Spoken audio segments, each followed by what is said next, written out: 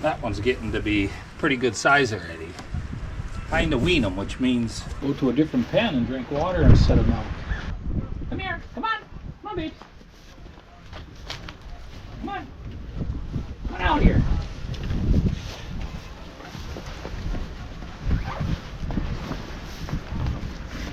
Okay, see if we can handle two at once without a problem. Takes off a strong arm sometimes to do this. So we can talk about calf care a little bit. I got these jackets. I believe I got 8 of them. We only use them when it gets real wintry.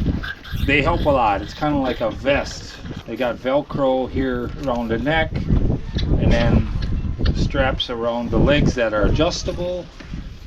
And they do come in large and small. It makes a big difference.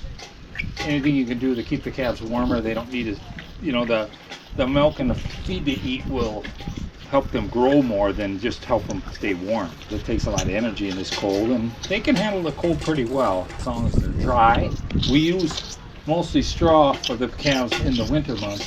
Summertime I'll use shavings if I have it. It's getting kind of expensive to buy those too, but the shavings I think are better for the summer because the fly problem is not quite as appealing, I guess, for the flies as it is the straw.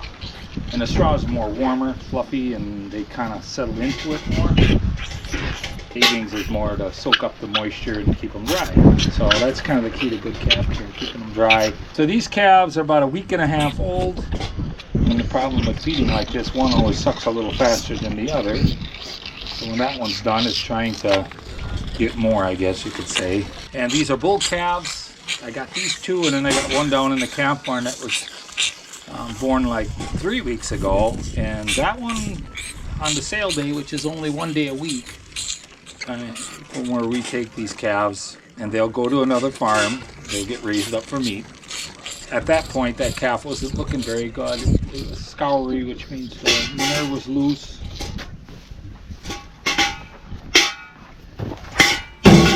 Fetch the pail while you can, otherwise sometimes if you let them do that, they just make the pail so messy, then it's just more for me to wash. So as soon as we're done drinking. So anyway, the manure's loose, and it's a scour bug, kind of like the flu. It's not uncommon, and it's usually something they can get over. When the calves are born, the first thing you want to do is get that colostrum in them. That's the first milk the cow gives within the first 4 hours, so they claim. And sooner even than that is good, as long as the calf is getting up and the mother's drying it off with her tongue and cleaning it and all that. And the absorption of that colostrum, that window is wide open the first 4 hours.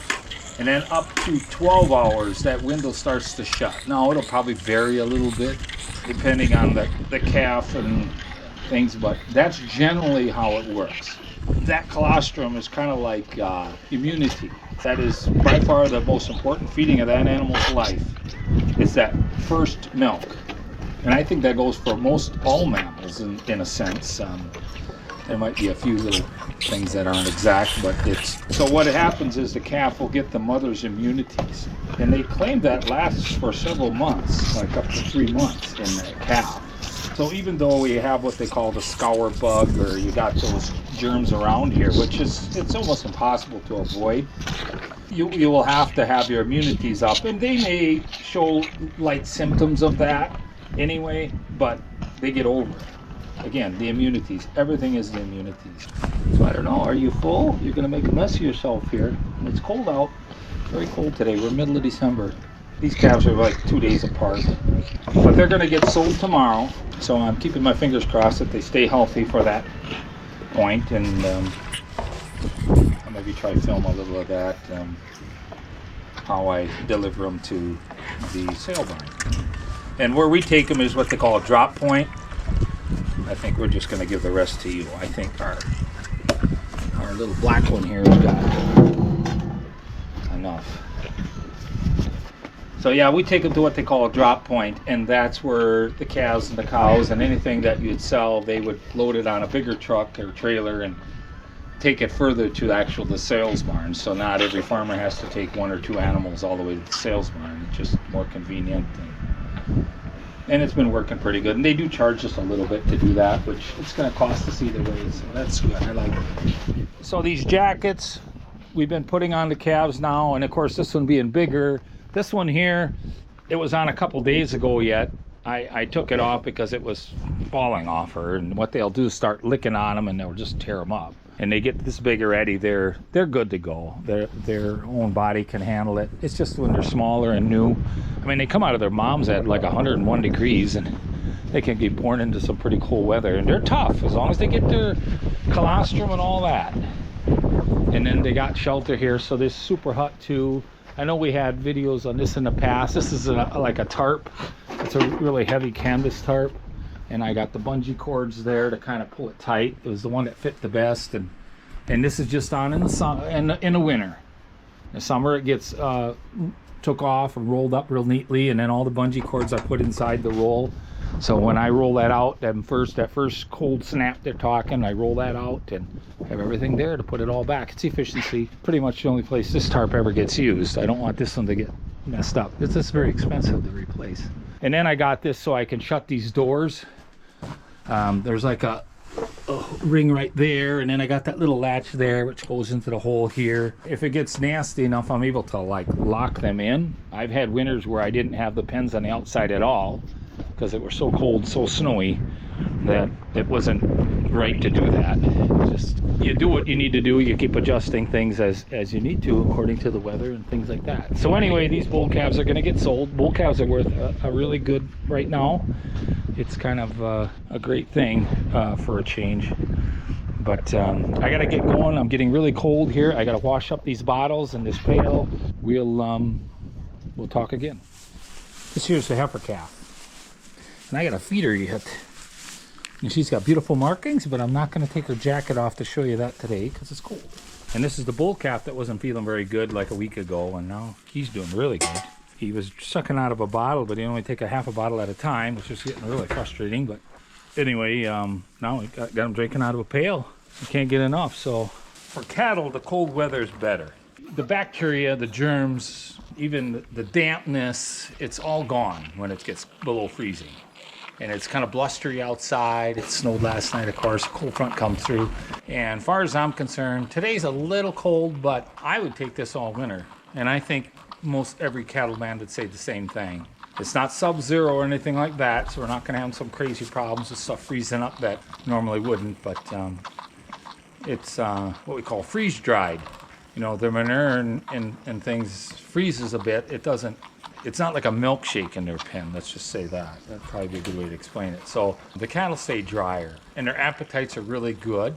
And then things like pneumonia, turn the camera now, I gotta show you guys. So things like pneumonia, when it gets damp and muggy and a little rainy out or something, when it's still pretty cold yet, that's the worst thing for cattle. You'll hear a lot of coughing, and it can get real challenging to prevent that.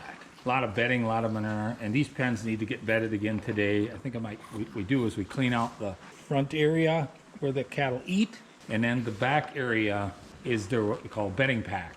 So now when it gets cold like this, we generally don't clean it out unless we get some really nice weather.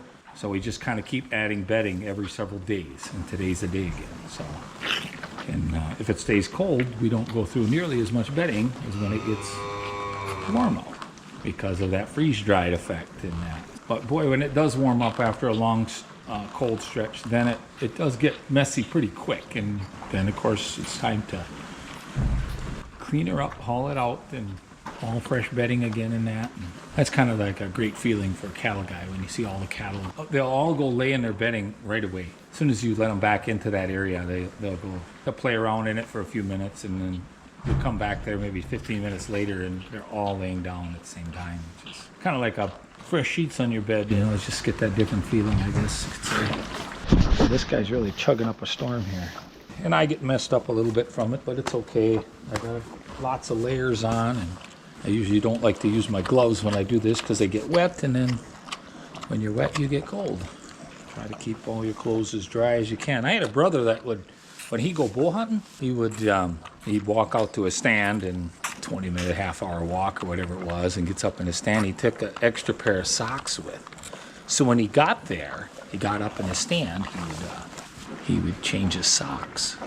It's a proven fact, if your feet are dry and warm, usually the rest of you is warm too, especially as you get older.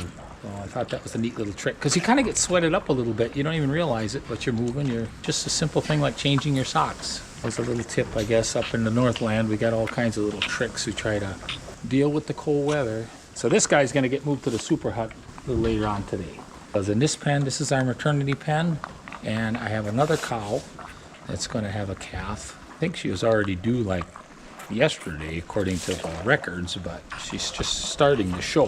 I'm going to predict the bull calf. Bull calves are usually, they're usually a little later, like 2 or 3 days later, versus a heifer calf usually comes a day or two earlier.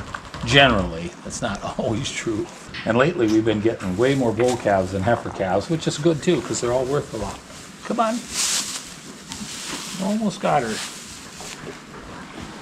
Yeah, and then her mom, I just put her up in the milking barn this morning.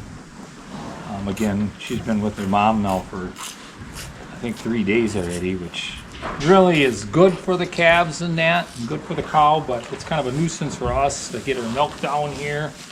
Depends on the situation, I think. It's usually better if you take the calf away from the cow after the first day. We'll give them a day. And it depends on whether I need this pen for more cows, that are calving. I mean, we're limited on our resources here. So there you go. Not very much left, and that's 6 pints, maybe a little more, which is a lot. So a calf will drink a gallon and a half a day, which, but that's its whole diet, especially the first week or two of its life. We do offer them starter, and actually it's kind of funny. We buy starter, and it's a good starter. It's got molasses and stuff in it. It's kind of expensive because that's how things are today. But my cob corn, shelled corn mix that we've been mixing for the heifers and the milk cows it seems like my calves go for that better than that starter. Anything to get them to eat. And then I always like to give them a little bit of baled hay. A flake of some nice grassy hay, especially after they're a couple weeks old. But some guys don't necessarily say that's necessary, but we've been doing that forever. You're shivering a little bit. You better nestle back down in this straw. And she'll be fine. That's all normal. All right, since I got you guys with, another thing that I really got to watch is the water. There's heaters in these cups. I know we got videos in the past. If you dig back maybe a year or so, you can find videos about these waters. When it gets cold like this, I have to be checking them, and then it gets really cold, like sub-zero cold, like we get those days that it's unbearable. I'm checking them several times a day in case the heaters or something would give out. It's usually easier to correct if you catch it right away than if you wait and you realize it's a day and a half later, the cattle have been without water, everything's pretty froze up, and it's really hard to, then of course you got to work on replacing some components, whether it's a thermostat or the heater. So this is how I clean them. I usually use a little bit of hay as a brush, and that's stainless steel. So that's about as clean as anything a person would drink out of, or cleaner. And usually these larger cattle, they get hay in theirs. The water system is in the manger. I got 3 of them here. So when the pens are divided, and they can get hay in them, feed stuff. The calf's got a mouthful of feed, and she puts her nose in that water. Backwash, I guess is what you'd call it. But if it was like in the back of the pen, which would be more ideal or in the center of the pen, I've seen them that way, where they get set up in the center division area, and But the issue comes there is I can't watch them. I have to crawl in there every time, and I'm less likely to monitor it as good or to notice problems if there is any. And then you got more of a situation, they might poop in it or pee in it, or again, yeah, it's get bumped with the skid steer or something. But if the barn was big enough, it would probably, you know, where you have bigger pens and more cattle involved, it's probably a better way to do it. But in this barn, being it ain't that big, this is a better way. I like it. We got to clean this guy out too. And there's just a little bit of hay in this one. And typically, you know, what I like to do, and again, this is a little trick when it's very, very cold outside to not keep getting your hands wet all the time, is when I come into this barn, when it's very cold, I'll pop off one glove and go right down the line, and any little bit of hay, there might be just a few strands of hay in each water, if that. And you right away go right down the line and you clean all of them out. Then you see this thing steaming a little bit, and that's the water spilling on the heater. Because the heater's already working. It's in a thermostat. So in the summer, this gets shut off. There's no electricity coming to these, but in the winter, you have to keep it on for the colder days. So there we go. And that lid just kind of keeps them from messing up the bowl and that. But this works with weight.